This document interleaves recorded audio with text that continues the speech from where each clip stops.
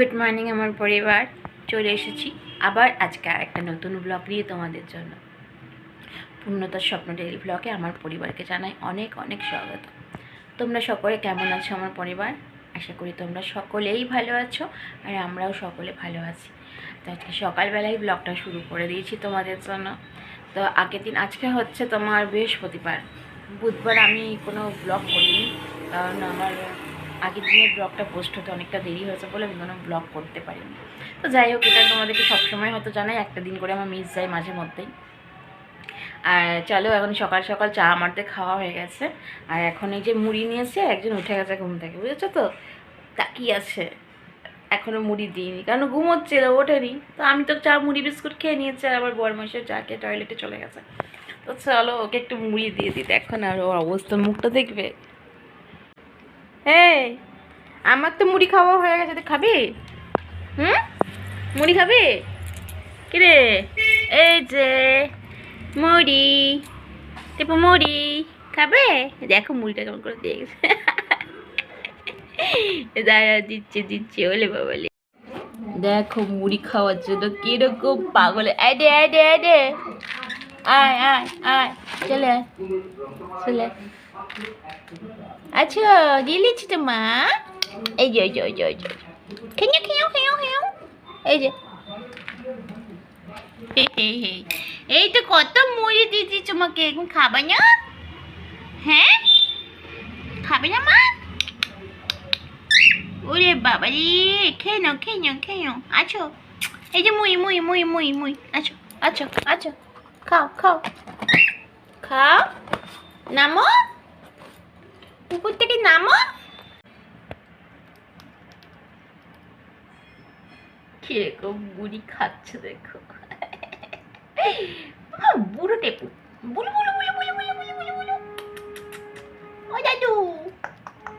ও দাদু বুড়ো।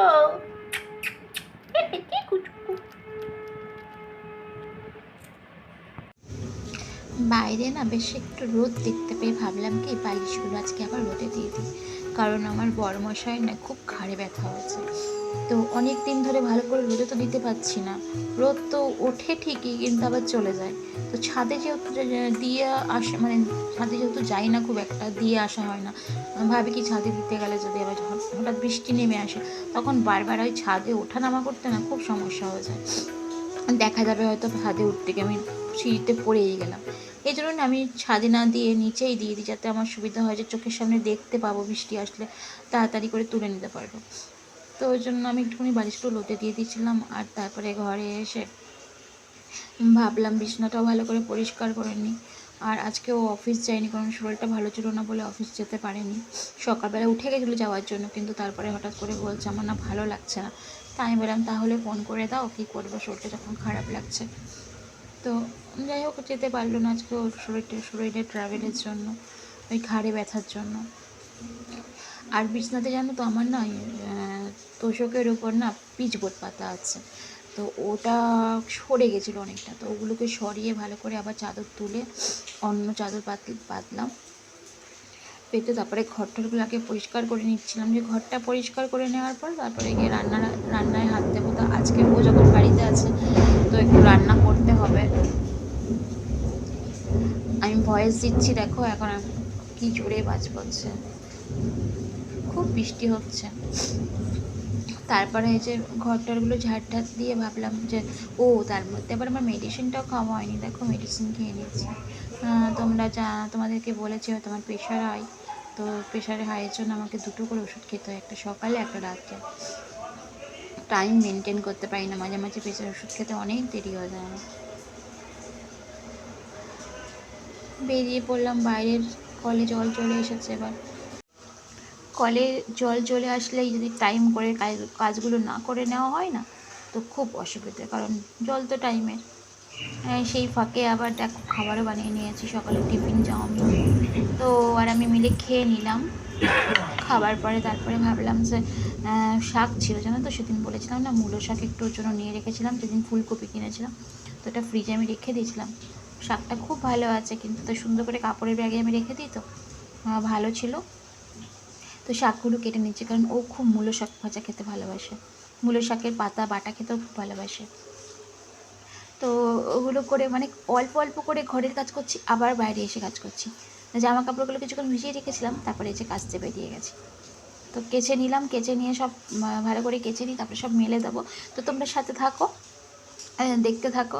আর আজকে জানো তো ওই জুতোগুলো রোদে দিয়েছিলাম, একটু ভাবলাম কি যে জুতোগুলো যেগুলো প্রত্যেক দিন পরা হয়, জলে বৃষ্টিতে তো আমরা বেরোই মাঝে মধ্যে, ভাবলাম একটু রোদে দিই, তো সেগুলোও কিন্তু রোদে দিয়েছিলাম।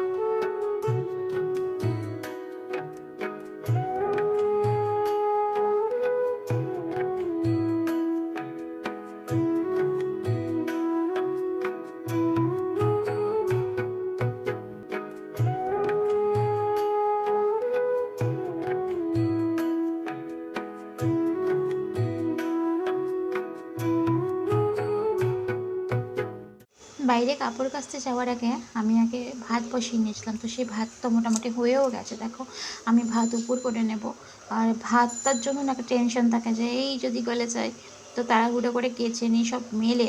আর এই মেলার চিন্তাটা বিশাল, মানে রোদ থাকতে থাকতে যদি মেলে দিই, যে বললাম জল ঝরে যায় তো সুবিধা হয়, তাহলে ঘরে আবার এনে মেলা যায়।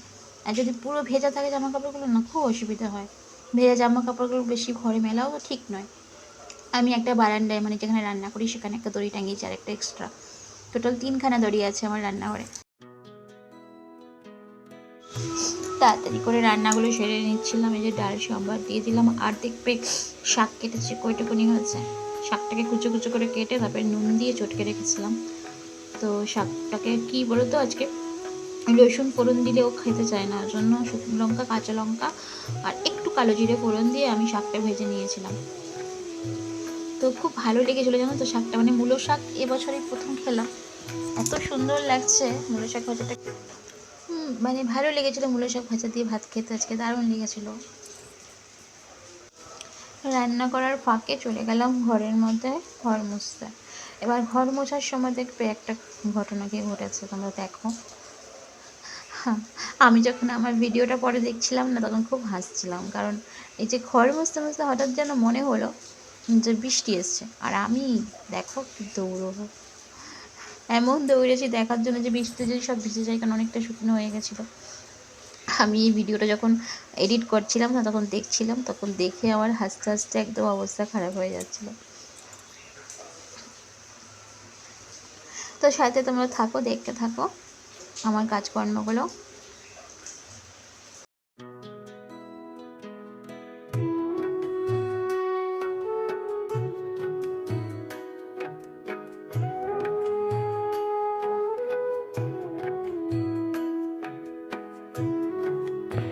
আজকে আমার অনেক তাড়াতাড়ি রান্না বান্না হয়ে গেছে। আর কি রান্না করেছি তোমাদেরকে শেয়ার করে দিই। আর আমি স্নানে যাবো, আর আমার টেপুকেও ঢুকিয়ে দিয়েছে আজকে ঘরে। এই যে করেছি আজকে আলু পোস্ত, আচ্ছা আলু পোস্ত করেছি, শাক ভাজা, আলু ভাজা আর ডাল। আর কিচ্ছু রান্না হয়নি, এই যে ডাল আর কালকের ভেন্ডির তরকারি ছিল, ওটা গরম করেছি। এই রান্না আজকে। আর খাওয়ার আগে ডিমের অমলেট হয়ে যাবে। চলো স্নানে যাবো এবার।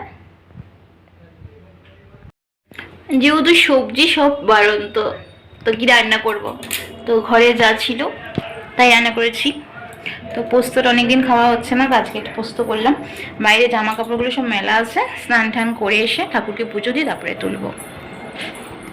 হ্যাঁ, এখন আমি স্নান করতে যাব, ভাবছি 5টা মিনিট হাওয়াতে একটু বসি, তারপরে স্নানে যাবো। তো চলো স্নান করে আসি, পরে তোমাদের সাথে আবার কথা হবে। গুড ইভিনিং, চলে আসলাম আবার তোমাদের সামনে। আজকে বিকেল থেকে এত বৃষ্টি হয়েছে, কোথাও বেরোতে পারিনি। আর আমার এখন চা খেয়ে নিয়েছি, চাটা খাওয়া হয়ে গেছে, কিন্তু খুব খিদে পেয়ে গেছে। তখন একটু মুড়ি নিয়ে বসে পড়েছি, দেখো মুড়ি নিয়ে বসে পড়েছি। চানাচুর নেই, বাদাম নেই, সবই শেষ বারন্ত। ভেবেছিলাম আজকে আনতে যাব, কিন্তু এমন বৃষ্টি শুরু হলো আমরা বেরোতে পারলাম না। তো ভাবলাম তোমাদের সাথে বিকেলবেলাটা একটু কথাও বলে নিই, সামনে তো আসিনি, তো চলে আসলাম তোমাদের সামনে। তো একটু মুড়িটা খেয়ে নিই, মুড়িটা খেয়ে তারপরে অনেক কাজ আছে সেগুলো করবো।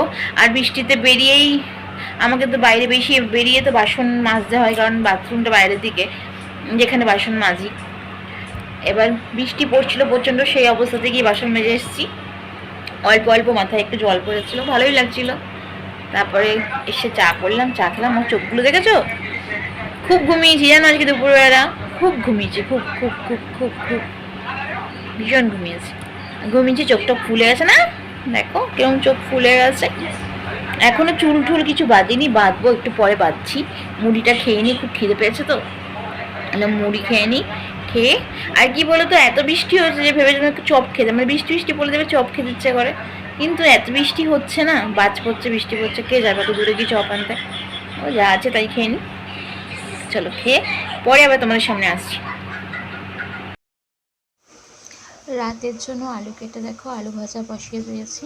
তো রাতে অল্প অল্প সব রান্না দুপুরেরগুলো ছিল, তো একটুখানি আলু ভাজা করে নিয়েছিলাম, যাতে খাবার সময় খুব একটা অসুবিধা না হয়।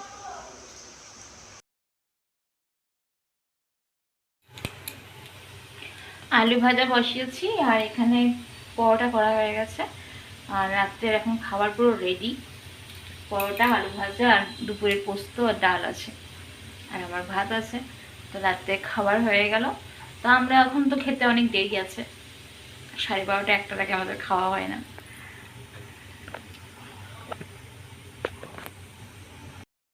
আর রাত্রে জানো তো, এখানটা খুব অন্ধকার, রান্নাঘরটা আমার, মানে আলোটা অনেকটা কম, তো তো অন্ধকার অন্ধকার লাগে। আমি আজকে আর কড়াই আলু ভাজা করলাম না, দেখলাম যে ফ্রাই প্যানটার মধ্যে পরোটা করেছি, তো অল্প করে আলু ভাজা, তো আমি এই ফ্রাই প্যানের মধ্যেই করে নিচ্ছি।